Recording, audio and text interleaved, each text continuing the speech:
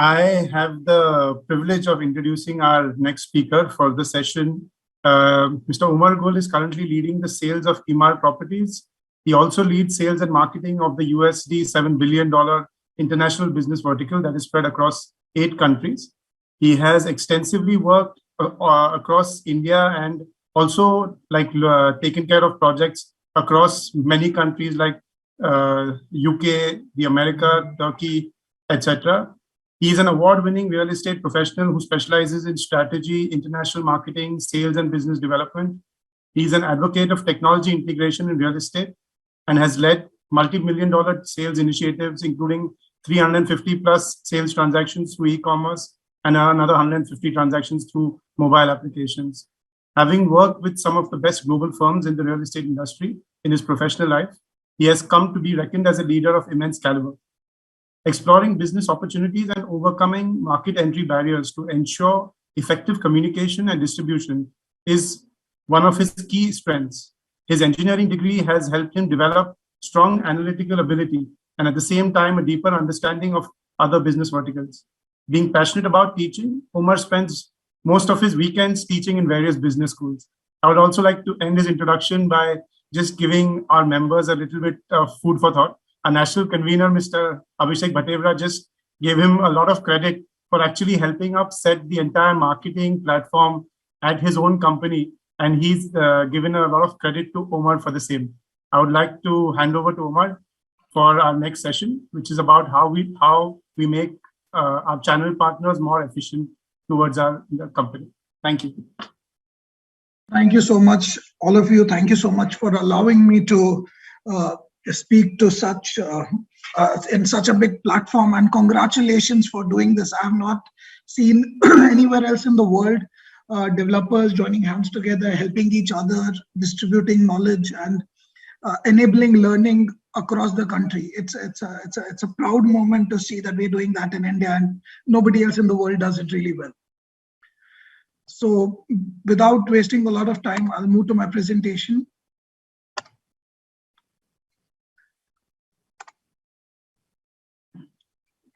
One of you needs to tell me if the presentation is visible, and then I'll start.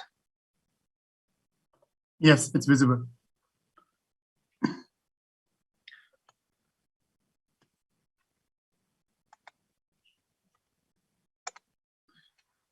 So when I was told to give this presentation on marketing and technology, I just happened to think that a lot hasn't changed in technology in the past 5-7 years, and everybody talks about the same thing, Google, Facebook, CRMs. So I thought I'll give certain facts, figures, certain stats, and certain hygiene factors which we need to do, and how to amplify the entire marketing effort by the use of agents. To start, the backbone is the content. Now, the problem with content is if we remove the developer logo, every render looks the same, every ad looks the same. There is absolutely very few developers have been able to integrate their brand into their creatives. And we have extremely, not just in India, everywhere in the world, real estate is a very dull industry. Only a handful of developers have been able to create interesting content. And content is the backbone of anything digital. So all these things lead to increased cost of lead because every ad is looking the same, conversions become low, and eventually the cost of sale goes high. So the solution for this is we need to start thinking mobile first. Agencies, even when they pitch us now, their hero creative is a print ad or a billboard. That's a primitive approach. We need to let go of it. And we need to integrate brand element into advertising. Hospitality segment has been leaders in this. They are a real estate vertical which actually standardizes their product, and they add by adding certain elements. Now, I understand residential cannot be as branded as a hospitality property or a hotel, but at the same time, the element of a brand, the logo embossed on a wall, somewhere on a door, somewhere on a tile, the way it is represented, the color selection, everything encompasses a brand and differentiates your ad. And whatever the key here is, whatever we design in the form of content has to be made in the form of distribution. The moment I release any video on my phone, I see at least 3,000 people sharing the same video in Insta stories, WhatsApp stories, and they're all market influencers. And when it's good content, it shares more naturally. Moving forward to channels and technology, again, it's hygiene. All of this should, if somebody hasn't done it, should have happened 5-6 years ago. But at each stage, I'll try and of this hygiene and marketing and the automation, I'll try and give some points which may be useful. First thing about content, we already spoke. Now regarding media, fortunately or unfortunately, 80-85% of global digital media is Facebook and Google. So you don't just need a digital marketing professional, you actually need somebody who has mastered Google and Facebook. And at the same time, you need to keep trying new channels. In CRM, this is where majority of the gap I have seen with most developers who I know, who I speak to.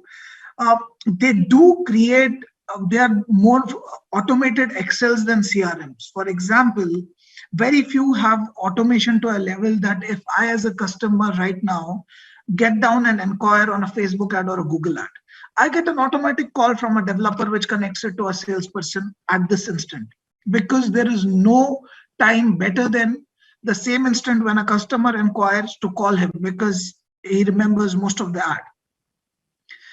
Now, this training, I'm going to emphasize on it later also in the presentation, is actually the key. This has helped me scale up every possible business that I have handled certain projects which were not being able to sell for 7, 8 years, 9 years, 10 years. And training, as simple as it sounds, actually helped me a lot across my sales and marketing.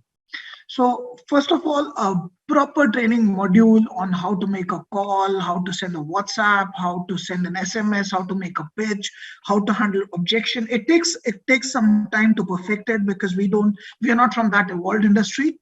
But once it's perfected, everything amplifies. At every stage of calling, meeting, everything gets amplified. So I would re-emphasize that this is very important for the sales team. We expect a salesperson to come and we give him a lead, and we expect him to know how to call or how to write a WhatsApp, but they don't know this. Salespeople were used to clients walking into the office. So calling, it did happen in other industries, call centers, outbound call centers were a lot in India, but in real estate, it still lacks a lot. And another trend that I've seen globally now, which I haven't yet seen somebody doing it properly in India, we do share Zoom links, is a virtual sales room. Avaya as a company actually provides a very good solution for virtual sales room. So the moment somebody is on a website, typically like a chat, you open a video chat. On a very small pop-up, there's a gentleman or a lady speaking to you who has control of your website and is able to show you the project 360. And like yesterday, you had sessions on the VR, AR, all of that can be navigated through by a person. And this reduces the buying cycle of a digital inquiry, especially which is remote, from about 45 days to less than 15 days. This is a term that I created. Nothing like an assembly line exists in sales and marketing, but for each project, each market, I create something which I call an assembly line. We all are aware about these stages: lead generation, then lead qualification, which is like lead to opportunity, opportunity to meeting, meeting to follow up. I've written the word follow up a lot of times, and I'll come back to that later. And the final step is sales or a lost transaction. So the numbers that I've given, for 100 leads, we expect 60 qualification to 20 people who become opportunity, who show interest in meeting, 10 who eventually meet, and 1 who sells. But this is not any standard number. This changes from product to product. This changes from micro market to micro market. This also changes what you're targeting. However, even though this may not be a proper proportion for your respective projects, but there is always a proper proportion for each project. And once you get this right, you can scale it up maximum. I remember one of my stints back in Pune, one of our projects, we sold about 75 to 80% through digital marketing alone. And that was the first time I created this assembly line. And from then, from a project, I would say in dollars, something from $50,000 to $5 million, there is always an assembly line. If we don't have it, we are not doing something right. This is the backbone of entire digital. If somebody gets it right, they can sell as many products as they want to. And each stage can be improved wherever you feel it's going off. It gives better control on the campaign and KPI development from sales, pre-sales to the marketing. Each one has a KPI well defined, which translates into sales. Now, these are some interesting facts which I dug in, and I really recommend you all to pay extreme attention to this. In 2007, it took about 3 cold calls. There were not digital lead generation methods to reach a client. Now, even though there are many demand generation channels, it takes 8 to 10 attempts. Now, this is another interesting start, which goes to my follow-up point. 80% of the transactions require about 6 to 8 follow-ups. But statistically, 90% of the sales agents give up on the 4th follow-up, and majority of them on the 1st follow-up. So they never follow through with the cycle. So this is a constant gap in digital team because the customer is mostly remote. You've not met him. So follow-up remains a challenge. And again, this is where automation plays a role. If it is human dependent, it will always be a challenge. If it is fully automated, it happens on its own. Prospects that buy have double the objections. This is simple. And whenever a salesperson presents something, 75% of the attendees do not remember only stories. There are only 5 who remember statistics. Humans are not that analytical in majority. Now, the secret here is these are 2 numbers by Harvard Business Review and National Association of Realtors. Contacting a lead within 5 minutes increases conversion by 500%. And that itself means massive returns if somebody is able to achieve this. But I do not know a single company in my decade of real estate experience who manages to do that. But it should be done. And there are tools available. Companies don't do it. National Association of Realtors reports that 95% of the buyers, just whoever is the first person to call them, they stick to him. So the point 1 again reiterates point 2. You have to be the first person to call. Whenever a person is inquiring, whether it's through a property portal, whether it's through a digital ad, whether it's through Google search, he's not only going to find one and inquire there. That's luck. Mostly a person house hunting or searching for a property inquires at multiple places. So the first call has a massive advantage. These are some of the best and worst times to call a client. Again, sources inside Sales and Kellogg School of Business. So it used to be morning, by the way. In the last 5 years, this has changed. Morning was always the first best time and evening the second best. But now it has changed to evening being the first best time to call.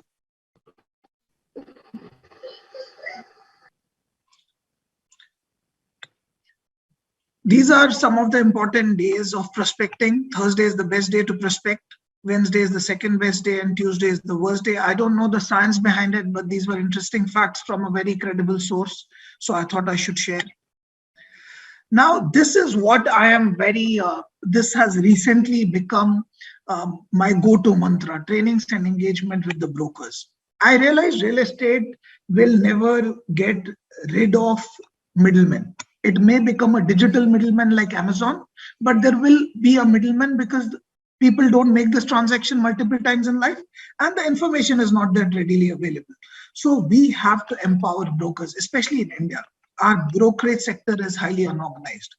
Most brokers do not have formal education. They do not have proper training, proper technique. They're hustlers. They're hustlers running around, working hard, and eventually some of them who learned formed organization, but we are still at the beginning of this transformation. In Western markets like United States and UK, it is mandatory to sell through a broker. Developer is not allowed to make the transaction themselves because the regulatory bodies believe that 2 liable parties gives more safety to the customer.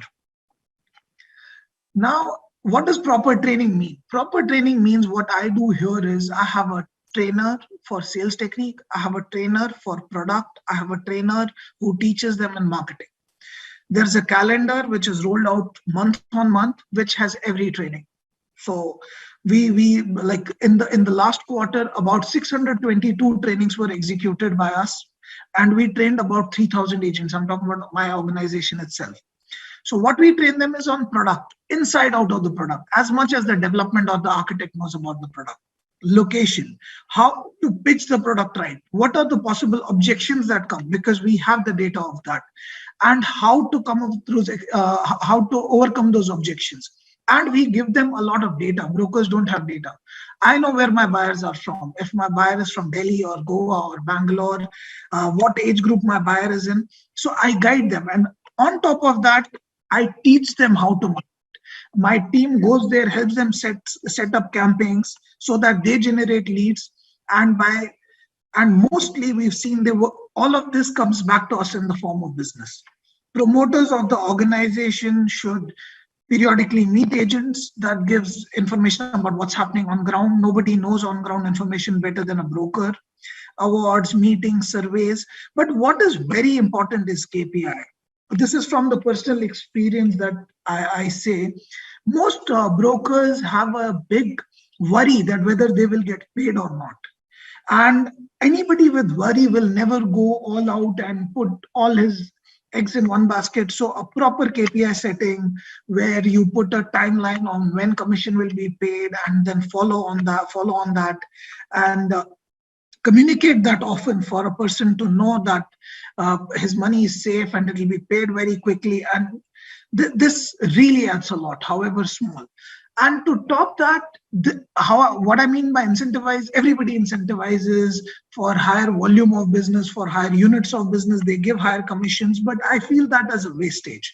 Instead, incentivize marketing. On certain, let's assume your projects, at your project cost level, you kept 1% or 2% for marketing. Keep half of it as a reimbursement to broker. When multiple people are campaigning the same product in a different way, your cost of lead significantly drops, the sentiment improves, and the reach improves. And at the same time, the broker engages with you more, and you are anyways going to spend the money, so the cost is not increased. But it handholds certain brokers. It can be started as a test with 1 or 2, but should be carried on. And this actually helps in sentiment development, especially if you're doing a complex launch, a complicated launch, a very expensive product, a very different product which is different from the particular micro market. Brokers campaigning really helps, because in a city where there are, let's say, 1,000 brokerage companies and 7,000 agents working, even if 10% of them share their content with each one having 200 people only in their friend list or 400 people, that's about 500,000 people looking at your advertising for free, as long as the content is good and team is trained to distribute it well. Well, without taking much of your time, I would end the questions, because each one may have some unique questions to ask, and I would open this for questions. And once again, thank you so much for this. Thank you so much, Omar, for that lovely presentation. I think it was deeply insightful, and it actually puts the KPIs and the other indicators which a lot of real estate developers need to monitor in a much more clearer light. Omar, I would like to start with the questions with you now. So the first question that we received from our member is, if we have to set up KPIs for the pre-sales team based on some of the numbers that you have mentioned, what would you recommend as the top 3 statistics that we should monitor? I would only recommend 2 statistics, but I would start with something else. Usually pre-sales is a problem. When somebody is buying a high ticket item, our pre-sales are usually very entry-level resources who are low paid. They are not qualified to make that call. So pre-sales team should be actually built out of a sales team and be called a sourcing team. Moving on, the main challenge is usually people do not answer. So making sure that at least 70 to 80% of the leads generated are contacted is one of the challenges. And the second one is they should not look at qualification. There is nothing like a qualification. Nobody takes 1 crore rupees in one go. There are usually 3-4 years to pay that. Most payment plans are construction linked or there is bank finance. We ask budget and all, which is misleading. We should directly lead to meetings. So 1, the number of people that they've spoken to. 2, the number of meetings that they schedule. Okay, thank you. The next question would be, can you give us some idea of the marketing funnel numbers? For example, for each sale, the number of leads to be generated, number of site visits, just as a thumb rule. As a thumb rule, you should do 1 sales in 100 leads.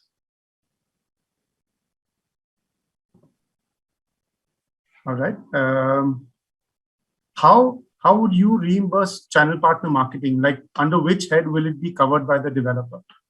Developer already has in cost they have marketing built up when they are doing the costing of the project. If let's say, I don't know how much most developers keep, let's assume they keep 2% for marketing. So they would possibly use 0.5% of that to incentivize the brokers to do the campaign, but only when they've hit a certain sales value, so that the percentage doesn't change. You don't incur more cost at a lesser sales value. So if it is 0.5%, it needs to be linked to that much amount of sales. All right, thank you. The next one is, what is the difference that you see with your extensive marketing experience in India and the Middle East? Anything specific in technology processes, etc., that you feel we should adopt as well, which we aren't already in process of adopting? Actually, India is at par with most of the technology tools that are available. I don't see any tool that is not done, but what we don't do is we don't religiously use the tool in a proper format, because it's actually promoter led. I'm so sorry to say that promoters are used to things in certain ways. They want it certain ways. They don't want themselves to get used to the new method. So the new method becomes an Excel sheet. It comes with a certain own funnel, and then the promoter changes it. No, I want it like this because this suits my business, this suits me, and they turn it into an Excel sheet. So vanilla solutions are usually the best solutions with a little bit of change. Right. Thank you. As a marketing mix, typically how much percentage of leads should come from which channels, like digital channel partners, etc.?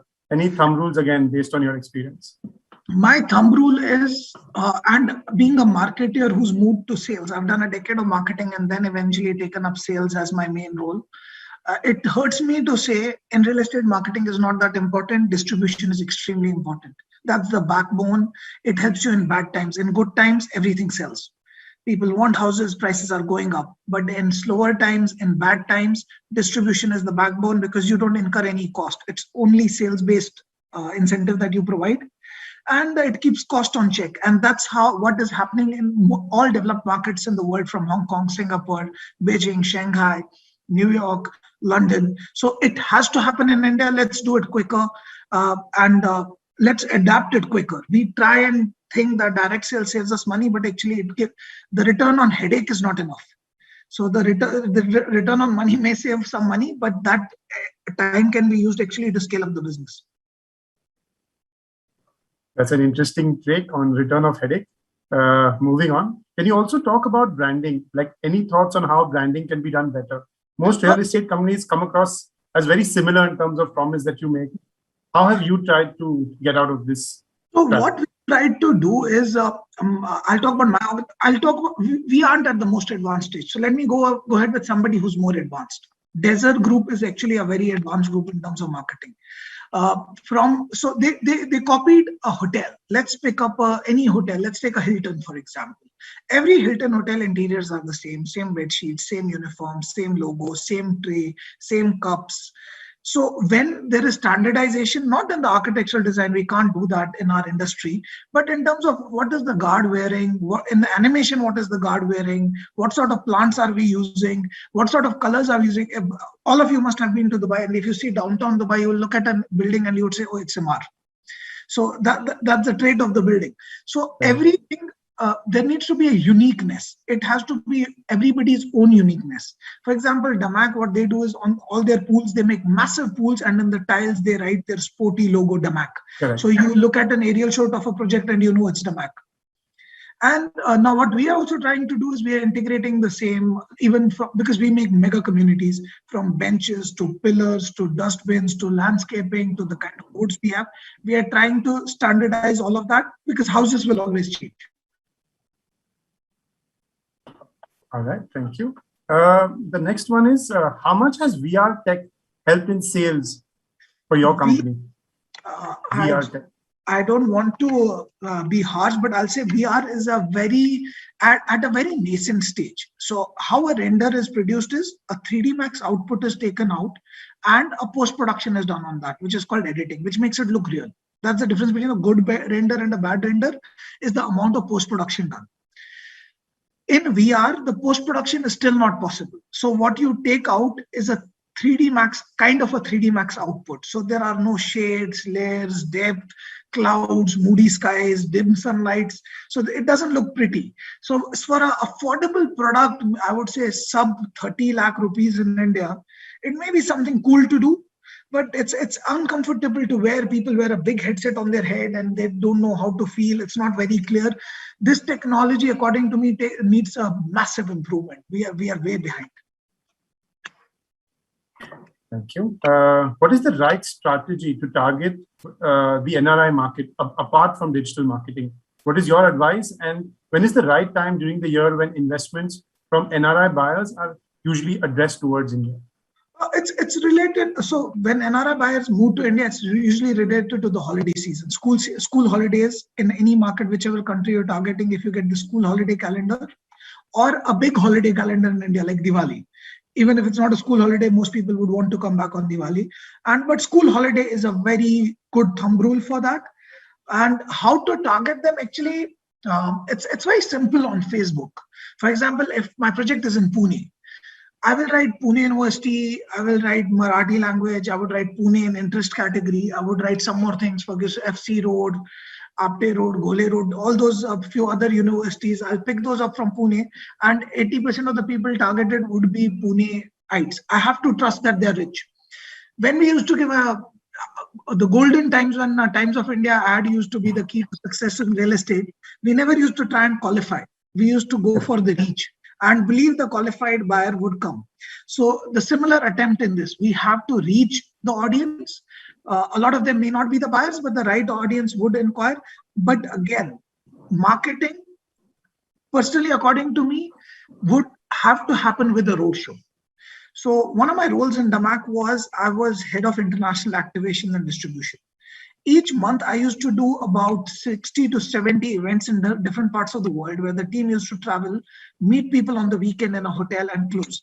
We did 5,400 crores of business in 2017 at an additional cost of 1.4% on marketing. So we were able to do it because we created touch point. Only marketing without a touch point doesn't help. So if somebody, even you don't need to go as big as the Mac used to do, but a single person traveling, setting up those 20 meetings, again, then going back to the funnel, number of leads, number of opportunities, number of meetings, and when the number of meetings is set, depending 1 or 2% and for how long they need to fly. Wow, that's fantastic, I think. Specifically, since you mentioned hospitality is something that the developer should learn from. So, there's a question where developers ask, any recommendations from your side for 3 hotel brands that we can follow for a brilliant incorporation of brand element in marketing communication? W Hotel, Rixos, Mandarin Oriental. But either way, I'll give you another name also, which is a very, not a lot of people know it. It's one of the most expensive hotels in the world, Aman. It's a chain of boutique hotels. They do not have more than 10 rooms anywhere. They are booked for 6 months to 1 year in advance. They are in very weird locations in the middle of nowhere. And they still are the most, they are so famous that their room freshener, people used to ask them, what is the room freshener? They made a perfume brand, like the fragrance brand out of their room freshener. So Aman is a very good chain. I suggest everybody check it on Instagram. Okay, thank you. This is a question which I think you've already been asked this, but still, since we've just finished, we're finishing the pandemic now, how did you adapt your company's marketing and sales techniques post the pandemic? Post-pandemic, actually, Dubai has seen a massive boom. I don't have enough people and enough supply to service, I feel. So we've seen a massive boom. We've been very lucky. Dubai government, the authorities here handled pandemic really well. This was the city that was shut down for the lowest amount of time with all the resources available, everything available. very good healthcare that time, an excellent vaccination drive. I believe around 100% of UAE must be vaccinated by now. The population is low, but still the credit goes to the government, which is very pro-reform, pro-development, and it funneled down. So throughout pandemic, in tougher times, one of my mentors always taught me this: always stick to basics. Don't innovate. Don't try to do new things. Basics is pick up the phone, call the people, set up meeting, pitch the product, and sell. Again, the numbers in that funnel would change, but the sales would happen. And I would know how much there is so much control if you get a grip on that funnel, that you actually know with this much effort, how much sales can I generate. So in pandemic, we still saw, we used to sell 1,000 crores a month in pandemic. So even when everything in the world was shut, but just by following the basics.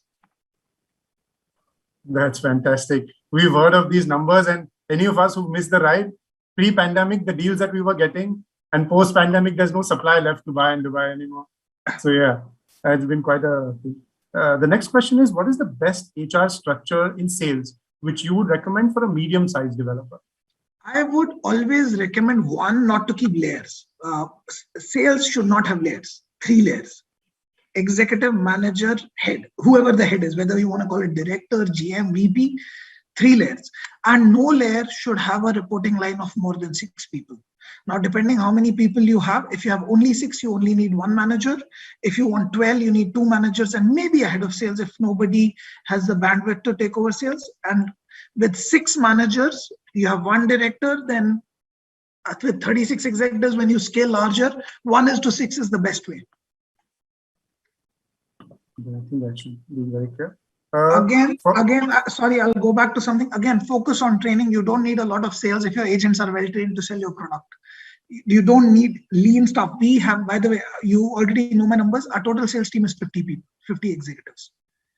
Each one with productivity of about 800 crores a month. It's with efficient distribution and training. I think that's some serious training. I think we could do with some training for sure at our end. Another question that's come around is, this has actually been asked 2-3 times now, which digital marketing tools will give us more mileage in terms of branding as well as lead generation? Now, lead generation is 2 kinds. If you have a small project in a high demand area, Google search is the best one, because if somebody is searching, he's more likely to buy. But if you want scale, I used to operate on scale, because whichever role I did digital marketing in, my sales was massive. So I had to rely on Facebook. Qualification rate does go much lower than a typical Google ad, where the qualification rate is actually 10%, like the meeting rate to leads is 10%, and closure is more than 5-7% on a Google lead, sometimes even touches 10%. On Facebook, my closure remains 1%, but I remain on control. I can scale it up to even 2,000 bookings a month if I want. It is theoretically possible. It's not possible in any other channel.